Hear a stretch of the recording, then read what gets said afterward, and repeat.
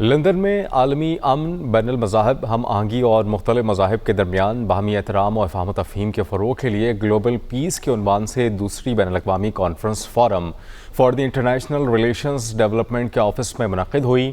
جس کے مہمانان خصوصی جنرل ریٹائرڈ عبدالقیوم اور میاں محمد جہانگیر تھے، جبکہ صدارت پروفیسر ڈاکٹر طٰہٰ قریشی نے کی۔ تفصیلات لندن سے deputy bureau chief Nasir Iqbal کی اس رپورٹ میں۔ کانفرنس کا اہتمام forum for the international relations کے chairman professor doctor Taha Qureshi نے کیا۔ تقریب کے مہمانان نے خصوصی جنرل ریٹائرڈ عبدالقیوم اور میاں جہانگیر نے شرکت کی، جبکہ مختلف شعبہ زندگی سے تعلق رکھنے والی اہم شخصیات، دانشوروں، سماجی رہنماؤں اور کمیونٹی نمائندگان نے بھی شرکت کی۔ کانفرنس سے خطاب کرتے ہوئے جنرل ریٹائرڈ عبدالقیوم نے عالمی سطح پر امن کے قیام، مذہبی رواداری، بین المذاہب ہم آہنگی اور مختلف مذاہب کے پیروکاروں کے درمیان مثبت مکالمے کی ضرورت پر زور دیا۔ آپ ایک انٹرنیشنل انکوائری امپارشل کرائیں اور ان کو سزا دی جائے گی اگر کوئی انوالو ہے، لیکن انڈیا کے اندر رعونت تھی اور انہوں نے پاکستان کے اوپر اٹیک کیا، یہ نہ جانتے ہوئے کہ پاکستان کی کیا اسٹرینتھ ہے، اور خدا کا کرم ہے کہ کتنے بڑے ملک کو ایک ایسی شکست دی کہ وہ پوری دنیا میں منہ چھپا رہے ہیں۔ دوسرا یہ کہ یہ جو مڈل ایسٹ کے اندر کانفلکٹ ہے،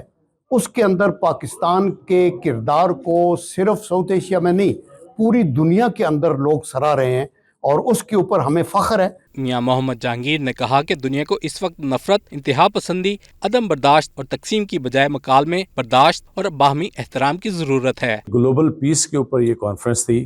اور اس کا جو کروکس ہے یا اس کانفرنس سے آج جو ڈسکشن ہوئی ہے وہ یہ ہے کہ جب تک انٹرنیشنل جسٹس نہیں ہوگا پوری دنیا میں امن قائم نہیں ہو سکتا۔ تو جہاں جہاں مسلمان پیچھے جا رہے ہیں یا وہاں پہ مسلمانوں کے اوپر مشکلات ہیں یا جنگیں جو ہیں ان کے اوپر جو ہے وہ مسلط کی گئی ہیں،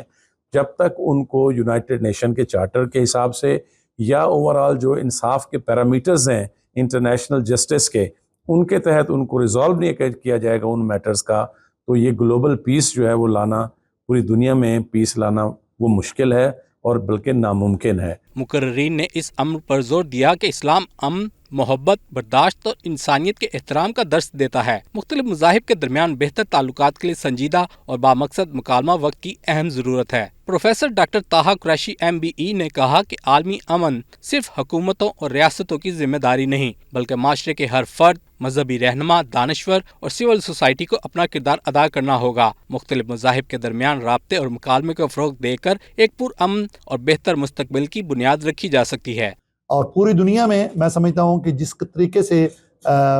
فرینچ انڈسٹری کو نقصان پہنچا اور چائنیز انڈسٹری کو فائدہ ہوا، یہ میں سمجھتا ہوں کہ یہ پاکستان کا ہی، اسی کے ہی یہ اعزاز حصے میں جاتا ہے۔ دوسرا یہ کہوں گا کہ پاکستان کی فوج، ہم یہاں اوورسیز پاکستانی کی حیثیت سے یہ سمجھتے ہیں